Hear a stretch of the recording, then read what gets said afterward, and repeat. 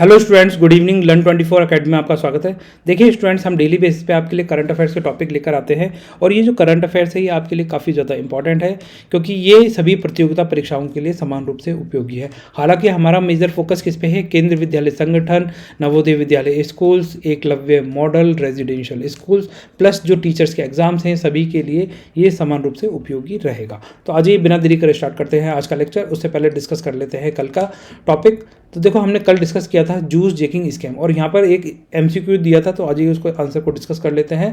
देखो, उसके बाद हमने यहाँ पर डिस्कस किया था United states of America and United kingdom ने मिलकर एक एग्रीमेंट साइन किया है। फिर उसके बाद हमने डिस्कस किया था कि वर्ष 2030 तक इंडिया का मार्केट कैप कितना ट्रिलियन डॉलर का हो जाएगा? 10 ट्रिलियन डॉलर का हो जाएगा। उसके बाद हमने यहाँ डिस्कस किया था कि मार्केट कैप के हिसाब से वर्ल्ड की जो 5 लीडिंग कंट्रीज कौन कौन सी हैं, तो यहाँ पर आप उनके नाम पढ़ सकते हैं।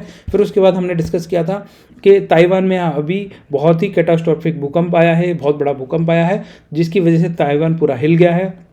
उसके बाद हमने डिस्कस किया था रिंग ऑफ फायर, ठीक है, तो इसका पूरा नाम होता है पैसिफिक रिंग ऑफ फायर। ये पैसिफिक बेल्ट के चारों तरफ घूमी हुई है जहाँ पर अर्थक्वेक एंड वॉल्केनिक इरप्शंस आपको कंटिन्यूसली देखने को मिलता है। फिर उसके बाद हमने यहाँ पे डिस्कस किया था इनकी लोकेशंस, ताइवान होंगकोंग की लोकेशन देखी थी।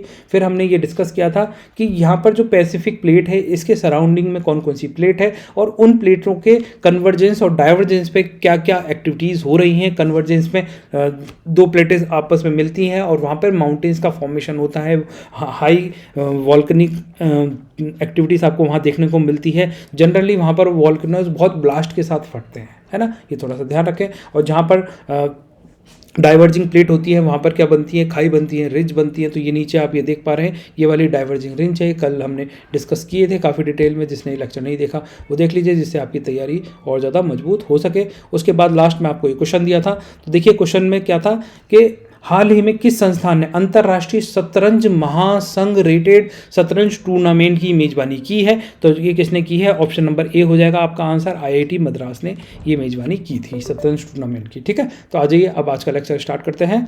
अब देखिए, आज का जो पहला टॉपिक है वो है आरबीआई ने डिसाइड किया है। देखो यहाँ पे लिखा हुआ RBI decided to keep policies rate unchange. तो ये क्या स्टेटमेंट सही है? ये स्टेटमेंट सही नहीं है क्योंकि आरबीआई डिसाइड नहीं करा है, आरबीआई की जो मॉनेटरी पॉलिसी कमेटी है उसने डिसाइड किया है। हालांकि आरबीआई नाम से आता है, थोड़ा ध्यान रखें। अब जो मॉनेटरी पॉलिसी कमेटी है इसमें आरबीआई से 3 मेंबर जाते हैं और फाइनेंस मिनिस्ट्री से 3 मेंबर आते हैं, तो टोटल 6 मेंबर बॉडी हो जाती है ये। इसमें से 5 ने कहा कि हमें जो पॉलिसी है उसमें कोई छेड़छाड़ नहीं करनी चाहिए और एक ने कहा कि हम इसमें चेंजेस कर सकते हैं, ठीक है। तो 5:1 के रेशियो के साथ में ये आरबीआई की जो मॉनेटरी पॉलिसी है तो इसमें रेट को अनचेंज रखा है।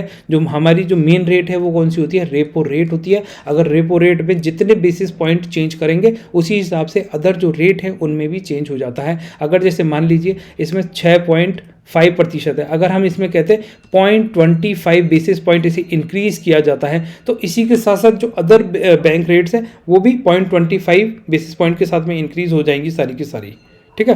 तो ये थोड़ा सा ध्यान रख सकते हैं। अगर इसमें कम करते हैं तो वो भी सारी कम हो जाती है, तो ये थोड़ा सा ध्यान रख सकते हैं। अब देखिए इसमें क्या होता है, जैसे मान लीजिए आप क्या मुंह उठा के चले जाएं आरबीआई के पास में और कहें कि मुझे लोन दे दो 1000 करोड़ का, तो क्या आपको लोन दे देंगे? या 500 रुपये ही लोन मांगेंगे तो दे देगी? आरबीआई नहीं देगी, क्योंकि देखो यहाँ पर जब भी ये bank rate, reverse repo rate की बात करेंगे तो यहाँ पर जो 2 पार्टीज़ की बात की जाती है वो एक पार्टी इसमें आरबीआई होती है और दूसरी पार्टी होती है कॉमर्शियल बैंक। तो आरबीआई किसके साथ डील करती है? आरबीआई कॉमर्शियल बैंक के साथ डील करती है, जनरल पब्लिक के साथ में डील नहीं करती है, जनरल पब्लिक को लोन नहीं देती है। ये थोड़ा सा ध्यान रखें, ठीक है। तो 2 पार्टीज होती हैं इसमें, कौन कौन सी? एक आरबीआई और एक दूसरी कॉमर्शियल बैंक। और आरबीआई क्या है? हमारी एक नेशनल बैंक है, ठीक है। अब देखो यहाँ पे जो रेपो रेट है, अगर हम इसकी बात करते हैं तो रेपो रेट की बात करें या बैंक रेट की बात करें, ये किस लिए यूज़ होती है? फंड रेज करने के लिए इनका इस्तेमाल किया जाता है। कौन करती हैं? कॉमर्शियल बैंक करती हैं। इनको जब भी पैसे की जरूरत होती है आरबीआई के पास जाती हैं, चाहे वो रेपो रेट की सहायता से लोन ले सकती हैं या बैंक रेट की सहायता से लोन ले सकती हैं। अब इनमें मेजर डिफरेंस क्या होता है इन दोनों में? तो देखो, बैंक रेट का मतलब होता है डिस्काउंटेड रेट, डिस्काउंट पर पैसा लेना, ठीक है। और यहाँ पर क्या होता है? रीपर्चेज रेट बोला जाता है रेपो रेट को। इसमें क्या होता है? सिक्योरिटीज़ आपको पहले डिपॉजिट करनी पड़ती है और उन सिक्योरिटीज़ के बेसिस पे ही आरबीआई क्या करती है? कॉमर्शियल बैंक को लोन देती है, तो इसे रेपो रेट बोला जाता है। हालांकि रेपो रेट थोड़ी सी कम होती है, सस्ती होती है बैंक रेट के मुकाबले 6.5%, और ये शॉर्ट टर्म के लिए दिया जाता है, लॉन्ग टर्म नहीं दिया जाता, ठीक है। तो ये 6.5% है, तो ये थोड़ी सी ज़्यादा होगी। तो ये अभी हमारी बैंक रेट कितनी चल रही है? 6.3 6.75% चल रही है। ये थोड़ा सा ध्यान रख सकते हैं, 7%, ठीक है, ऐसे लिख लीजिए। तो ये इसमें क्या होता है, बैंक रेट में कोई भी कोलेटरल रखने की जरूरत नहीं है, कोई भी सिक्योरिटी रखने की आपको ज़रूरत नहीं है। मैंने यहाँ कितना लिख दिया, ये 5% नहीं है, 6.75% है, ठीक है, ये ध्यान रखें। रेपो रेट हो जाएगी 6.5%, बैंक रेट हो जाएगी 6.75%। अगर रिवर्स रेपो रेट की बात करी जाए, देखो रेपो रेट क्या हो गई, इस पर कॉमर्शियल बैंक क्या कर रही हैं, आरबीआई से पैसा ले रही हैं। और रिवर्स रेपो रेट में क्या हो जाएंगे, कॉमर्शियल बैंक क्या करेंगे, आरबीआई अपने पास जो कॉमर्शियल बैंक के पास एक्स्ट्रा मनी पड़ी है वो आरबीआई के पास जाके डिपॉजिट कर दे रही है। आरबीआई को ज़बरदस्ती पैसा दे रही है कि भाई हम पे एक्स्ट्रा पैसा पड़ा है, आप रख लो। तो आरबीआई क्या बोलेगी, अब मैं तुम्हें इतना इंटरेस्ट नहीं दूंगा, मैं तो कम ही इंटरेस्ट दूंगा। तो कितना, 3.35% ही इंटरेस्ट दिया जाएगा अगर कॉमर्शियल बैंक अपना पैसा आरबीआई के पास जाके डिपॉजिट करती है, और जिसे क्या बोला जाता है, रिवर्स रेपो रेट बोला जाता है, ठीक है। तो ये थोड़ा ध्यान रखें। और मार्जिनल स्टैंडिंग फैसिलिटी ये बैंक रेट के बराबर ही है, 6.75%। तो ये थोड़ा सा ध्यान रख सकते हैं। अब देखिए यहाँ पर रेपो रेट और रिवर्स रेपो रेट, ठीक है। तो रेपो रेट और रिवर्स रेपो रेट आपको समझाइए कि ये रेट क्या है। कॉमर्शियल बैंक इस पर लोन लेती है, किससे, आरबीआई से लेती है। और रेपो रेट को इंक्रीज करने का सिंपल सा मतलब है कि रेट महंगी हो जाना, दरें महंगी हो जाना, ठीक है। अगर ये कम कर देते हैं तो सस्ती हो जाती है, कॉमर्शियल बैंक और ज़्यादा लोन ले सकती हैं।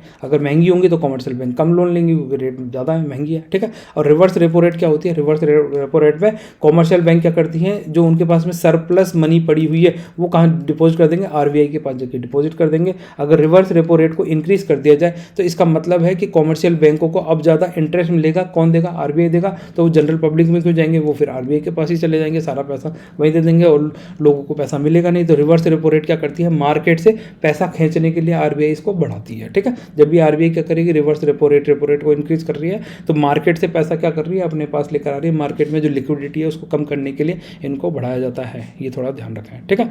तो the rate at which rate of the interest will also be increase, तो ये ठीक है, ध्यान रखें। तो ये दोनों क्या करती हैं, टाइटनिंग पॉलिसी का हिस्सा है। मार्केट में अगर बहुत ज़्यादा सरप्लस पैसा जा रहा है तो उसको टाइट करने के लिए इन रेपो रेट या रिवर्स रेपो रेट को इंक्रीज कर दीजिए, पैसा अपने आप कम फ्लो हो जाएगा मार्केट में, ठीक है। अब आ जाओ नेक्स्ट खबर देखते हैं। देखो नेक्स्ट खबर है एक इशू है स्टेट गवर्नमेंट और सेंट्रल गवर्नमेंट के बीच में। क्या है कि state government power to levy excise duty on industrial alcohol. तो क्या स्टेट गवर्नमेंट के पास ये पावर है कि जो इंडस्ट्रियल अल्कोहल है उस पर एक्साइज ड्यूटी लगा सकती है। तो ये जो मैटर है ये सुप्रीम कोर्ट में गया है 9 बेंच के सामने, ठीक है। 9 जज बेंच है सुप्रीम कोर्ट की, उसके सामने गया है, जिसकी अध्यक्षता करेंगे chief justice of India DY Chandrachud. ये थोड़ा सा ध्यान रख सकते हैं। अब ये मैटर है क्या, आ जाइए इसके बारे में समझते हैं।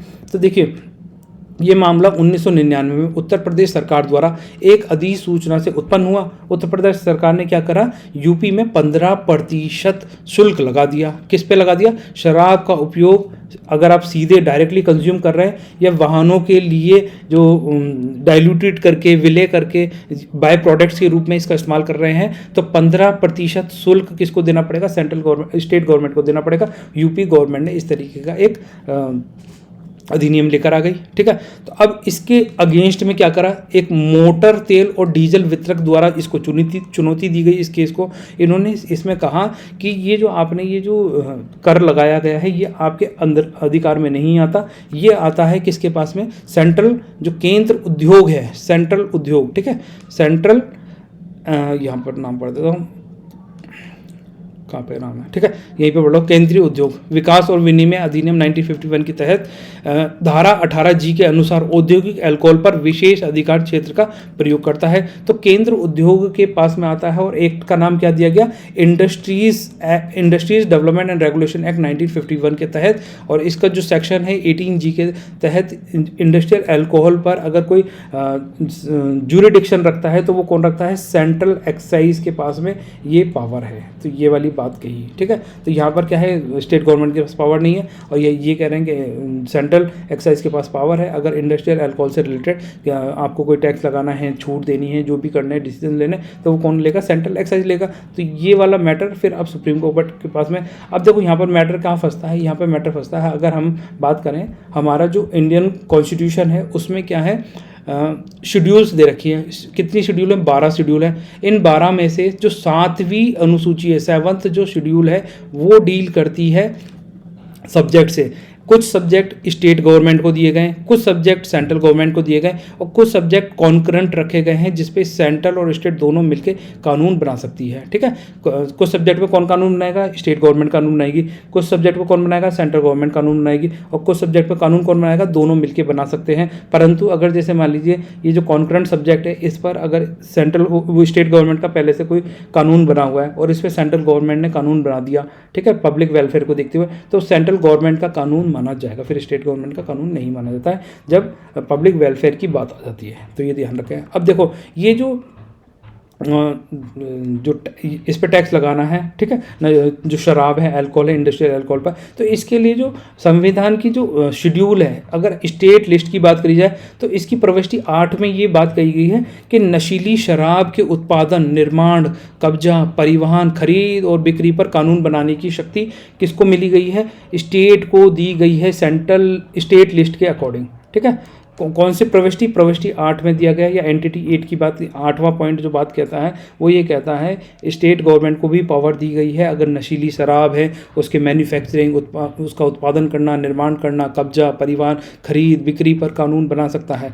फिर अगर हम बात करें संघ सूची, जो सेंट्रल गवर्नमेंट की बात करें, सेंट्रल लिस्ट की बात करें, उसकी प्रविष्टि 52 बात करती है, और समवर्ती सूची जो कॉन्करेंट लिस्ट है उसकी प्रविष्टि 33 ये बात करती है। इन प्रविष्टियों में उन उद्योगों का उल्लेख है जिनका नियंत्रण संसद द्वारा कानून द्वारा सार्वजनिक हित में समुचित घोषित किया गया है, और विशेष रूप से समवर्ती सूची के विषयों पर राज्य और केंद्र दोनों कानून बना सकते हैं। तो यहाँ पर पेज फंस जाता है कि यहाँ पर जो हमारे जो कॉन्स्टिट्यूशन है उसमें स्टेट गवर्नमेंट को भी पावर दी गई है और सेंट्रल गवर्नमेंट के पास भी पावर है। अब देखते हैं कि सुप्रीम कोर्ट क्या डिसीजन लेता है इस मैटर पर, तो ये थोड़ा ध्यान रख सकते हैं और इस एक्ट को अच्छे से याद कर लीजिए, ये पूछा भी जा सकता है। Industrial alcohol is listed in the industries act 1951। ठीक है, तो ये पूछा जा सकता है इंडस्ट्रियल अल्कोहल कौन से एक्ट में लिस्टेड है, तो लिस्ट ये नाम याद कर लें, एक्ट 1951 का है। ठीक है, तो इंडस्ट्रीज एक्ट 1951 या इंडस्ट्रीज डेवलपमेंट रेगुलेशन एक्ट 1951 ऐसे याद करना है। ठीक है, अब आ जाइए नेक्स्ट खबर है यहाँ पर, मेदा राम जतारा फेस्टिवल। अब आपसे ये पूछा जा सकता है ये मेदा राम जतारा फेस्टिवल किस स्टेट में सेलिब्रेट किया जाता है। ठीक है, तो ये तेलंगाना, कहाँ पर, तेलंगाना के मेदाराम में मनाया जाने वाला समक्का सरलम्मा महा जत्रा एक द्विवर्षीय आदिवासी त्यौहार है। कुंभ मेले के बाद ये भारत का दूसरा सबसे बड़ा मेला है जो कोया जनजाति, कौन सी जनजाति, कोया जनजाति याद रखनी है आपको। ठीक है, कोया जनजाति द्वारा 4 दिन तक मनाया जाता है। इस वर्ष यह जनजाति कल्याण विभाग तेलंगाना सरकार के सहयोग से 21 से 24 फरवरी 2024 को मनाया गया था, तो ये थोड़ा सा ध्यान रख सकते हैं। ठीक है, तो ये कोया जनजाति के द्वारा मनाया जाता है, कुंभ के बाद दूसरा सबसे बड़ा मेला है, 4 दिन तक चलता है, फरवरी माह में मनाया गया 21 से 24 तारीख को, और ये कहाँ का मेला है, ये तेलंगाना में सेलिब्रेट किया जाता है, ये थोड़ा सा ध्यान रख सकते हैं। इसके अलावा आ जाइए व्हाट इज दंड पत्ता। ठीक है, तो ये दंड पट्टा क्या है, ये महाराष्ट्र का स्टेट वेपन है, तो आज इसके बारे में देखते हैं। देखिए, सोमवार को छत्रपति शिवाजी महाराज की जयंती के अवसर पर महाराष्ट्र के मुख्यमंत्री एकनाथ शिंदे ने आधिकारिक राज्य हथियार के रूप में, ठीक है, दंड पट्टा या फिर गोटलेट तलवार की घोषणा की है, तो ये थोड़ा सा याद रख सकते हैं। दंड पट्टा मतलब यानी जो स्टेट वेपन के रूप में महाराष्ट्र सरकार ने इसको अब आधिकारिक रूप से अनुमति दे दी गई है, तो ये थोड़ा ध्यान रखें। ये घोषणा महाराष्ट्र युद्ध राजा के जन्म स्थल शिवनेरी किले में एक समारोह में की गई थी, ये थोड़ा ध्यान रखें। आज ये आप देखिए महाराष्ट्र की लोकेशन देख सकते हैं। जनरली क्या है, आपको लोकेशन भी पता होनी चाहिए, इसके लिए मैप आप थोड़ा देखिए जूम करके। तो देखो महाराष्ट्र क्यों लेकर आया हूँ मैं, इसलिए लेकर आया हूँ कि यहाँ पर आप देखिए महाराष्ट्र के साथ में कौन कौन से स्टेट बॉर्डर शेयर करते हैं। पहला हो जाएगा गुजरात, दूसरा हो जाएगा मध्य प्रदेश, तीसरा हो जाएगा छत्तीसगढ़, चौथा हो जाएगा तेलंगाना। क्या उड़ीसा और आंध्र प्रदेश कर रहे हैं, आंध्र प्रदेश उड़ीसा इसके साथ शेयर बॉर्डर शेयर नहीं करते हैं। और पांचवा हो जाएगा कर्नाटका और छठा हो जाएगा गोवा। ठीक है, ये 6 स्टेटों के साथ में महाराष्ट्र अपना बॉर्डर शेयर करती है, तो ये थोड़ा ध्यान रखें कि इस तरीके से घुमा हुआ है। ठीक है, आप लोकेशन भी ये सारी देख सकते हैं। अब देखिए आ जाइए कामाख्या टेम्पल कॉरिडोर, ये कामाख्या टेम्पल कॉरिडोर है क्या, आ जाओ इसको भी डिस्कस कर लेते हैं थोड़ा सा। तो देखो ये कामाख्या माता का टेम्पल कहाँ पर है, सबसे पहले तो ये भी पूछा जाता है आपसे, है ना। तो ये कामाख्या माता का टेम्पल है आसाम के अंदर, तो ये और यहाँ पर क्या है, एक कॉरिडोर निर्माण करने की बात चल रही है, जिसके क्या होगा यहाँ पे टूरिस्ट एक्टिविटीज़ को और ज़्यादा प्रमोट किया जा सके। तो आ जाओ देखते हैं। देखो यहाँ पे लिखा हुआ है कामाख्या दिव्य लोक परियोजना असम के गुवाहाटी में कामाख्या मंदिर के लिए एक मंदिर गलियारा परियोजना है। इसे केंद्र सरकार 498 करोड़ रुपए की लागत से विकसित कर रही है। ये परियोजना शक्ति मंदिर में तीर्थ यात्रा के अनुभव में संपूर्ण बदलाव सुनिश्चित करेगी। इससे बड़ी संख्या में श्रद्धालुओं को आकर्षित किया जा सकेगा और पूर्व उत्तर जो हमारा नॉर्थ ईस्टर्न स्टेट है वहाँ पर क्या होगा, टूरिज्म एक्टिविटीज़ को और ज़्यादा प्रमोट किया जा सके।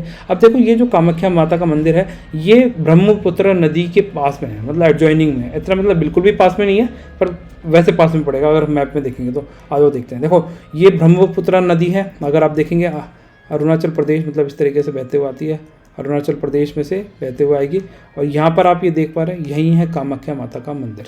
ठीक है, ये ब्रह्मपुत्र नदी है और बाद में ये कहाँ मिल जाएगी, बे ऑफ बंगाल में जाके मिल जाती है। तो ये थोड़ा सा ध्यान रख सकते हैं। ठीक है, आ जाओ देखते हैं नेक्स्ट। अब देखिए नेक्स्ट है आपके लिए MCQ। तो इस क्वेश्चन का आंसर क्या करना है आपको कमेंट सेक्शन में लिखना है और इसका आंसर हम नेक्स्ट लेक्चर में बता देंगे। देखो आप जो ये क्वेश्चन पूछे जाते हैं इनके आंसर आपको करने चाहिए, इसी से आपकी तैयारी और ज़्यादा मजबूत होती है। ठीक है, तो जल्दी से इसका आंसर कमेंट सेक्शन में। हाल ही में पूर्वी अफ्रीका का कौन सा देश गोमानी नामक उष्ण कटिबंधीय चक्रवात से प्रभावित हुआ? ठीक है, recently which country of the East Africa was hit by the tropical cyclone named Gamane. ठीक है, गेमाने। तो मेडागास्कर, तंजानिया, कीनिया या फिर मॉरिशस? तो जल्दी से इसका आंसर कमेंट सेक्शन में है। और ये तो आपके लिए होमवर्क का क्वेश्चन है, इसका आंसर तो फिर मैं कल ही बताऊंगा। तो फिर स्टूडेंट अगर आपको वीडियो पसंद आता है तो वीडियो को लाइक कर दीजिए, चैनल को सब्सक्राइब कर लीजिए। आपकी कोई क्वेरीज है, कोई सजेशन है तो उसके बारे में आप कमेंट सेक्शन में लिख सकते हैं। तो फिर स्टूडेंट मिलते हैं नेक्स्ट लेक्चर में, तब तक के लिए बाय। आप सब लोग खुश रहें, अपना ध्यान रखें।